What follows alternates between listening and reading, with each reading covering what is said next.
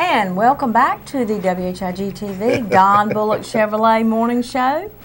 I have with me... How'd you get here? Well, I'll tell you what, I know. I just arrived. We transform on this set like no other station can do, I'll tell you. We have with us this morning Judge Paul Newby and Justice Paul Newby, and we're so glad to have you here this morning. Now, this is just not Judge Paul Newby. This is Supreme Court. Head of the You better believe Judiciary. it. You better believe it. We're happy to have you in Rocky Mount again. I'm delighted to be here. I love coming here. My wife's from Wilson, and I feel like this is part home. Well, absolutely. Good. And we're going to let you tell a little bit about yourself in a minute, but we've heard you were just at First Baptist Church. I was honored to be there with the folks, and you know, it's such a privilege for me to go to people in the Christian community and encourage them about that part of their Christian responsibility is to exercise an informed vote, to be aware of what's going on and to vote their values. You better believe it. You're so right. Let's tell a little bit about yourself. You were born in Asheboro. I was. I'm the only justice in the history of the state from Randolph County.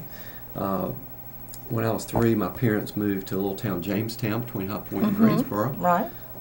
Interestingly, when I was in the 6th grade, a family moved from Columbus, Ohio. They were called the McCrories. And so I've known Pat McCrory since he was in the 5th grade. I was in the 6th grade. His brother Phil's a real good friend of mine. Of course, we in Jamestown are mighty proud of Pat. Oh, yes, absolutely. My mother was a school teacher, my dad an hourly worker. I had no idea that I could be a lawyer. I tell everybody my family was so poor we couldn't afford to know any lawyers. And the first lawyer I met was through Boy Scouts, working my way to Eagle. It was in Citizenship Merit Badge. And as he and I explored the foundations of our country and the Declaration and the Constitution, both state and federal, it made me really appreciate just the wisdom of the greatest judicial system in the world here in America. And he encouraged me to consider going to law school.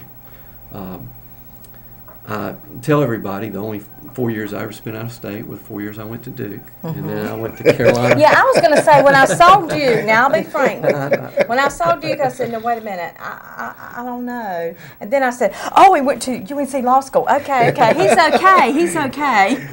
My wife's a double Tar Heel. She says that has had a redemptive value in my life. Right. And she's an attorney also? Well, she is, but she has a higher calling. She actually has sacrificed to be home and raise our 4 children. So. Oh, I think that is wonderful. Yeah. 1976 was very important because I worked for the Chief Justice of the United States. Here's a little nobody from Jamestown, North Carolina, writing speeches for the Chief Justice of the United States. And I was so honored to get to do it, but made me appreciate I didn't want to go to the north. I didn't want to go to a city. I loved North Carolina, so that's why I went to UNC to law school. And I started practicing in the western part of the state. I've got a rare background for an appellate judge. I represented businesses. I represented individuals. I did real estate. I did corporate transactions.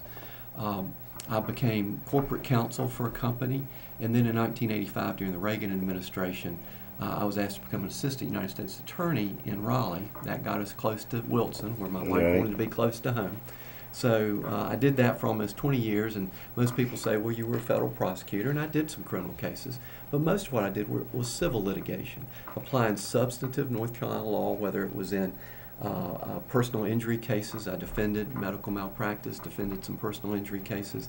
I also took care of various collection actions. The federal government would guarantee loans with small businesses and farmers' home and this type of thing. So a very wide civil background.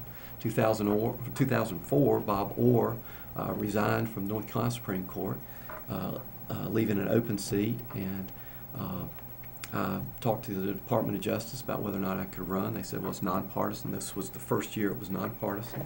They allowed me to run, and I told my wife, you know, this is something I feel like that maybe we should consider, using up all my vacation to run, and if we win, we get a 30% salary cut. This is a good thing, right?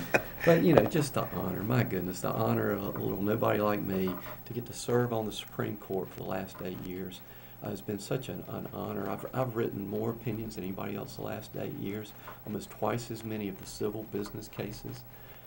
And because of that, with the nonpartisan race, 4 former Chief Justices, 2 Democrats, 2 Republicans have endorsed my reelection, all saying Paul Newby simply follows the law.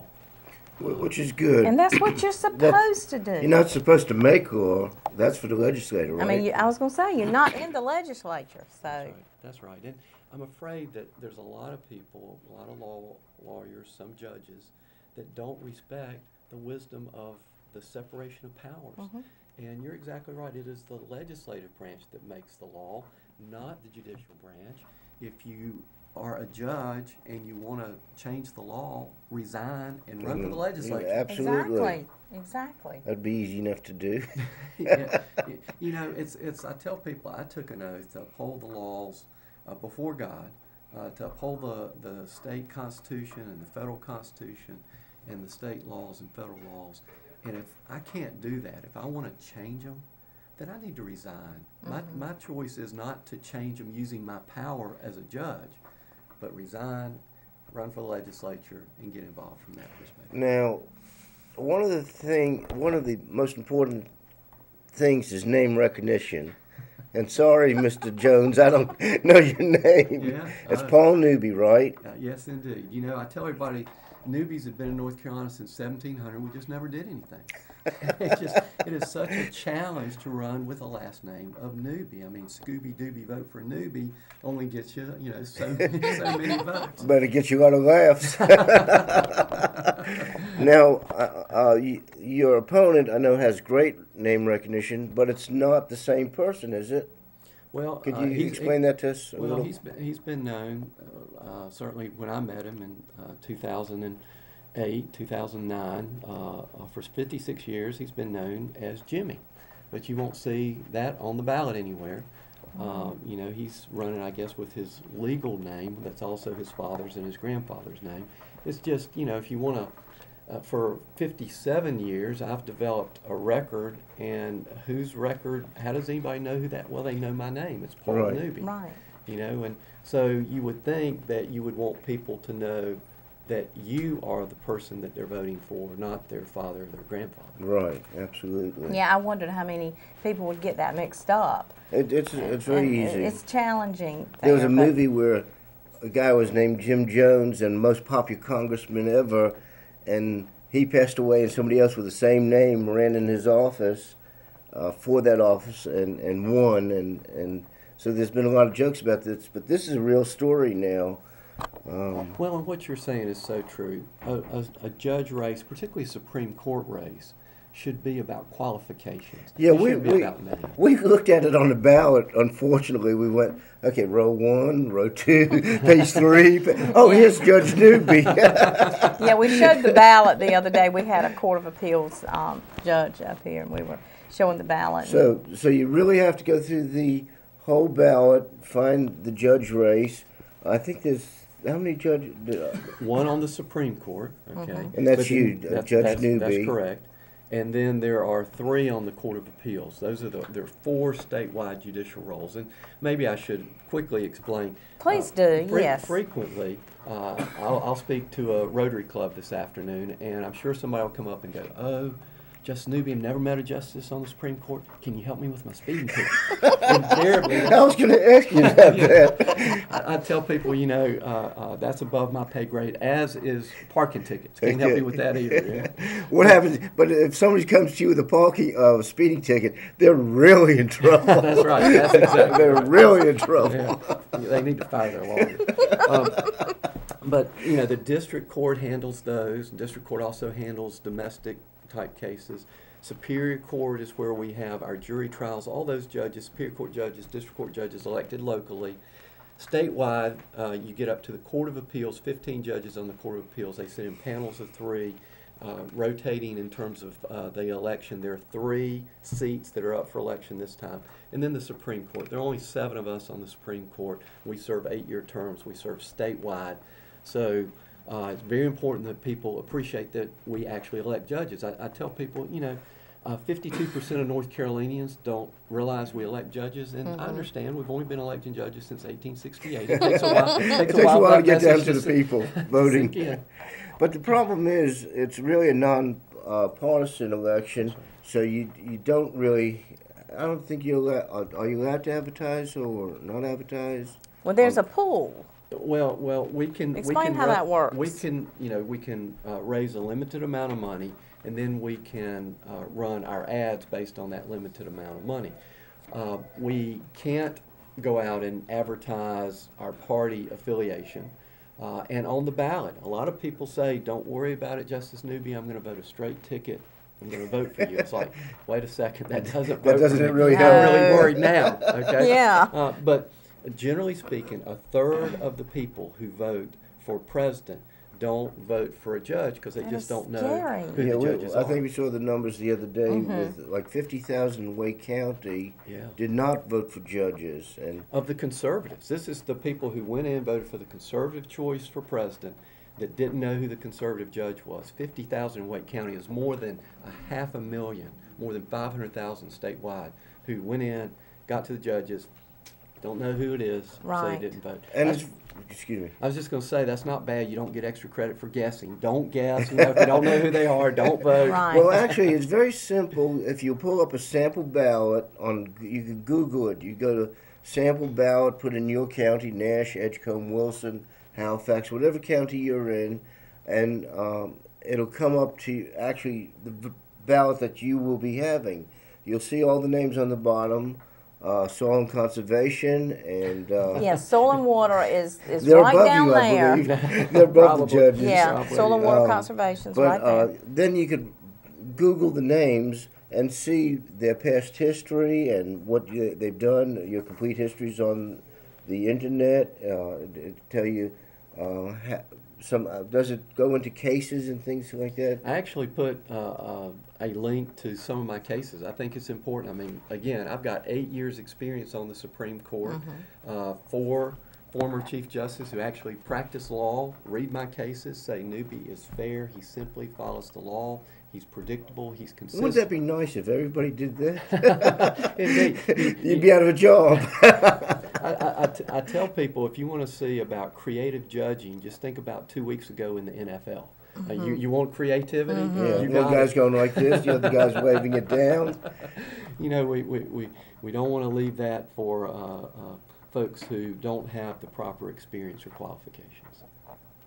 Well, my audience is educated about Judge Paul Newby, I think, in the last 3 weeks since I heard him speak. We I were was very impressed by oh, what we you really said. were, and that's what we're trying to And do. he's very religious, not only. And this is what you and have to involved in have, a scouting. good Christian person on the bench, man on the bench, or woman. That's what you've got to have, to me. Well, you know, I was asked what role religion plays in my being a justice. And I said, you know, it is foundational. The very first thing I did to assume the duties of a Supreme Court justice, put my left hand on the Bible, raise my right hand, and take an oath before all the people. But most importantly, I close that with "So help me God." You know, to recognize that I am accountable for being conscientious in the performance of my duties. When we look at the culture of corruption in Washington and Raleigh, is it not because people have not taken seriously that oath? Well, they threw God out of schools. They threw God out of a lot of places. Look what's happening in our schools and these and malls and places like that. It's a shame. If more people had that belief, there'd be, you know. Well, if you look at Washington, even Jefferson, quote from Jefferson, he said, "Christianity is the best friend of government because Christianity is the only religion that changes the heart." Thomas Jefferson said that. Washington said, "Morality and religion are the two pillars of our country, and morality cannot exist apart from religion. If you want to be a friend of America, you need to be a friend of religion." It's like, wow. Right now, it seems that government is antagonistic toward religion. Right. Absolutely. Absolutely. You had a quote that I really liked. "I have tried to be a good ambassador of the law," and that's just exactly. It's a great statement. Well, as a public servant, you know, I look back and I think, okay, again, little kid growing up in Jamestown, mom a school teacher, dad an hourly worker. I think, wow, if a Supreme Court justice maybe had come by my school and talked to me about civic education, it would have been a great encouragement. So I go in the public schools. Frequently I go to civic groups. I try to help people understand the real beauty of our constitutional government, and just the fact that for the 200 plus years of our nation, we've experienced freedoms and liberties that no people around the world have ever experienced. Right. Could you imagine that? The people come to this country for all the freedoms that we have, and we don't appreciate it. You were telling us about South Africa the last time. Would you mention that about the Constitution? Well, yes. Justice Ginsburg of the U.S. Supreme Court, she's at the top of the pinnacle of the judicial branch. Somebody asked her about which Constitution she would recommend that folks look at, and she said the American Constitution was antiquated, and that folks needed to look at the Constitution of South Africa. And I'm thinking, last time I checked, people were not walking across, invading South Africa across their borders illegally because of the freedoms and liberties that are there. It's America where folks long to be. I was talking to a neurosurgeon from India who's practicing in Fayetteville the other day. And he came up to me and he just really, literally, with tears in his eyes, he goes, "My family and I could live anywhere in the world." Absolutely. Based on my training. Born in India, we could certainly live there. Trained by the best medical schools in England, could have lived there. We chose America because America has the freedoms and liberties that are available nowhere else in the world. Why are you folks giving these up? Why are you allowing, and I tell people, most of the world says government is here and our freedoms and liberties are whatever the government says. And quite frankly, we as a nation are at a crossroads because there are many who believe that's us. That's not us. We say we hold these truths to be self-evident. All of us are created equal and endowed not by government or a Bill of Rights or Constitution, endowed by God, endowed by our Creator with certain inalienable rights. Life, liberty, the pursuit of happiness. They're here. Government power is simply there to protect these fundamental rights. It's either given or taken. In England, it was taken. They had a king, a queen. The king could be sitting on his throne and say, "I don't like that guy." It's worse than mafia. Indeed. With American, we say we're going to empower our legislators to perform laws for us, and if we don't like those laws, we go to court or we change legislators. Yes, indeed. And that's the way the system is supposed to work. What's happened lately, and we've seen it, this is one of the reasons I ran in 2004, is we see judges put on that black robe and they think arrogantly, "Oh, I know better than the elected legislature what's good for our country. I'm going to assert my policy views." That's wrong. The policy should be debated in the public square, in the open, in the light of day, take a vote by the elected legislative leaders, and that is the policy of the people. You don't like it, you change it in the legislature. You don't get a small oligarchy, a group of people who think they can assert, because of power, their policy views through judicial fiat. That's judicial activism, legislating from the bench. We all know that that's wrong. And we hear about it every day. And I don't think North Carolina has been open above that. Well, certainly, under your regime, I know. Well, fortunately, people say, "Well, you've been on the court 8 years. We never read about you." And it's like, yeah, that's because we follow the law. Yeah, exactly. If we were legislating from the bench, we'd be on the front page, and of course, a lot of the media would be, "Yeah, look at the Supreme Court. Aren't they enlightened?" And it's like, no, they're wrong if they are being activists. That's wrong. You want to go into that? Okay, yes. We'll do that. I want to, there's a couple of points I want to bring out about Justice Newby. You just won an award. You got your Eagle Scout, and you just won an award. Can you tell us about that? It was a national recognition. I'm very humbled by that. Few folks it's a national recognition called Distinguished Eagle. And so it looks at all the Eagle Scouts across the country, and they say which of the Eagle Scouts have really lived up to their oath and the Scout law in their public service, their private lives, every aspect of it. And very humbly, they chose me for that award. So I'm very honored by that. I've tried to encourage across the state folks' involvement with Scouts. It's a great program. That's where I learned to take my first oath. Right. On my honor, I'll do my best to do my duty to God and my country. And you did it. And I certainly have tried. There's a lot of great Eagle Scouts, and if you look at the history of like Bill Daltridge and people in Rocky Mount, there's a bunch of them, and statewide and nationwide, they're the ones that really accelerate. They believe when you become a Scout, you should always try to achieve the Eagle status. And if you're not a Scout, there's plenty of scouting in this area, in your area. If not, call us. We'll hook you up with the troops someplace. It's important. Very important. Boys and girls. Just a quick word. In 2010, I led the statewide report to the state where we promised 1,000 hours of community service for every county in the state, 100,000 hours. We came back the next year to report to the state not just 100,000, not just 200, not 329,000 hours of community service by Scouts across the state as a gift to the people of the state of North Carolina. And that's very important. People don't realize that these man hours or Scout hours just help out so much, whether it's picking a portion of the highway and picking up the litter, or going out and building public places and things like this.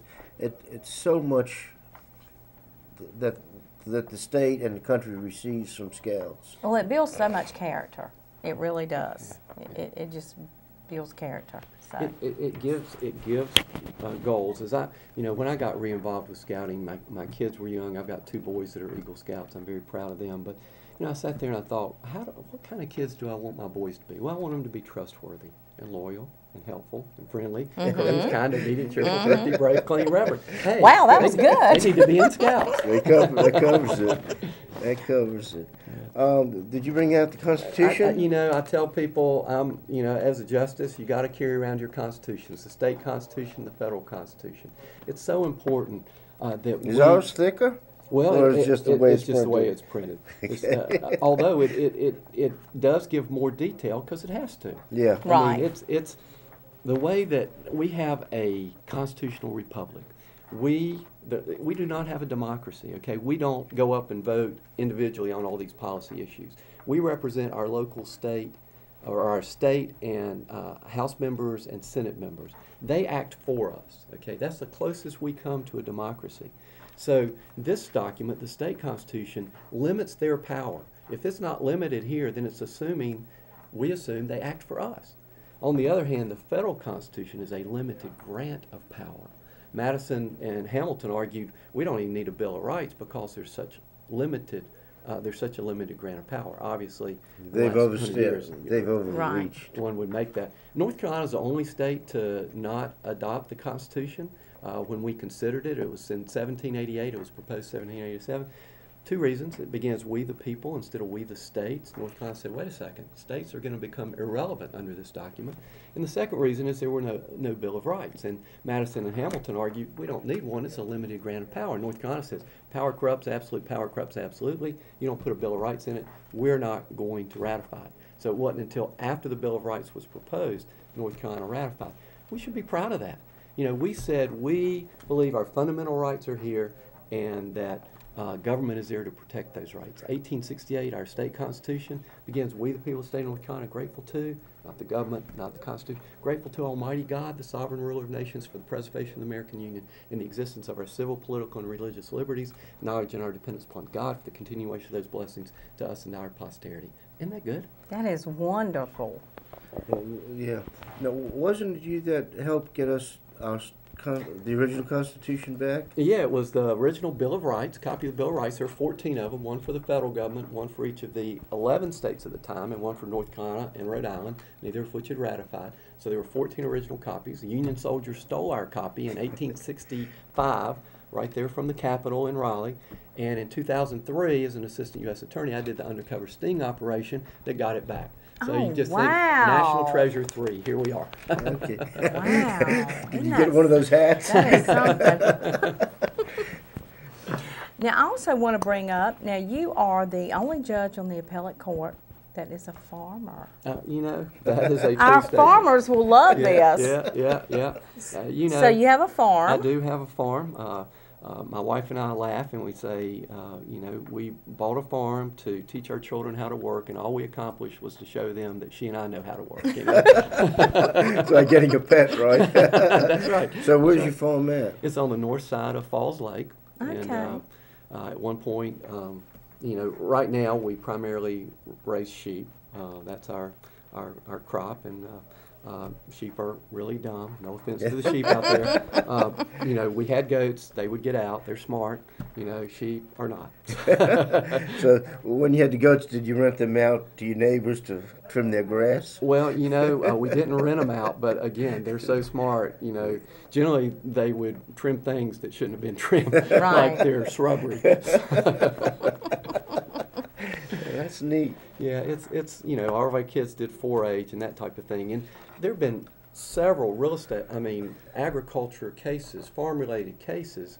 For example, in 2005, I wrote the opinion that gave farmers an extra year of payment from the tobacco trust funds because there was a gap year between the trust funds and the buyout, and it was an interpretation of a contract. And because of my farming agricultural experience, I was able, I believe, to accurately interpret that that contract. Mm-hmm. Wow. So it's interesting, you know, not just common sense kind of stuff, but the actual understanding of how farm budgets operate and things like that have been useful for being on the court.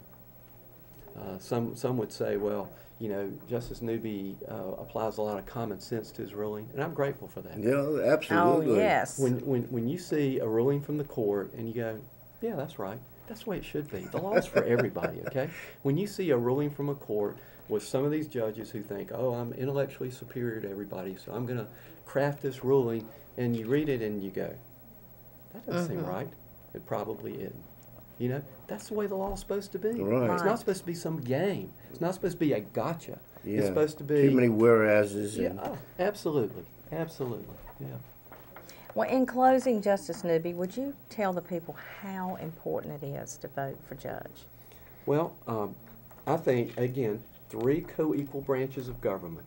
And the question is, does the judicial branch have the power to impact your daily lives? The answer is clearly yes. And in light of that, then the question becomes, how do we determine which judge or justice is best? I would encourage you to look at the resume, look at the qualifications of that justice, and if you don't have time to go out and read opinions, why don't you look at the fact that 4 former Chief Justices, 2 Democrats, 2 Republicans, who practice law say this gentleman simply follows the law. It impacts our daily lives in multiple ways, whether it's our freedom of religion, whether it is our freedom to assemble, freedom to speak. Do you want a judge who will protect your fundamental rights and freedoms as we swore to do? Do you want a judge who's knowledgeable on the constitutions? I'm the only justice to have written a book on the state constitution. I teach state constitutional law at Campbell. I actually teach foreign judges and lawyers about the United States legal system and the rule of law. They're eager to learn. They are. Oh, they so admire More our so system. than us. Exactly. This Constitution says a frequent recurrence to fundamental principles is absolutely necessary to preserve the blessings of liberty. I'm so grateful for y'all to do that, to help us, to remind your listeners, your viewers, that, hey, we need to think about these fundamental rights. We take them for granted. Absolutely. You know, protection in our own home, to own and sell and to dispose of property, to enter into contracts, to have those contracts enforced as intended. These are fundamental rights that are all at stake with the judicial elections. Well, I hope the viewers wrote the name down this morning. I've been telling you to write it down for 2 or 3 weeks. Write it down. When you hear some of these candidates on here, you really like them, write the name down. Take it with you. Take it with you to the polls. Make sure you vote the right way. Carrie, if you like your what they list, said, not somebody else's. exactly. If someone at the poll says, let me tell you how to vote, ball it up. If they hand you something, ball it up, throw it out, and say, please don't insult my intelligence. I know how to vote. I'm going to make an educated decision today. And just again to help you remember, it's Scooby Dooby, vote for Newby. That's exactly right. That's exactly right. One of the kids must have come up with that one. Indeed, indeed. Okay. Thank you Thank very you much. so much Thank for you. being Oh, I'm here. so Judge, honored thank to you be with very I'm much. so Thank glad you. you came. Thank And you. we'll be playing also on our station from First Baptist Church. You'll get to see some other things that we didn't have time for this morning that Justice They have a Newby has church to program say. show with us, and they part of Yeah. this. The Well, Sunday you actually service did was Sunday you. school and the sermon, didn't you, for the day? Yes. So you'll get to see, watch for that. We'll let you know. Tune in and we'll let you know what time that's going to play. But I want you to watch that as well because everybody's calling me, telling me how great that was, and I can't wait to see it. Now, we're covering more than Rocky Mount, Wilson, Tarboro, Nashville. We're into 91 different zip codes. We don't even know where we are half the time. But Well, we Sound like a just- statewide campaign. Yeah. Oh, goodness. Where are so we if today? anybody's out there watching and would like to get in touch with Judge Newby, is there a website or? The website is newbyforcourt.com. So it's www.newbyforcourt.com. Okay. Okay, we'll be right back with more of the there it morning is. show right after this.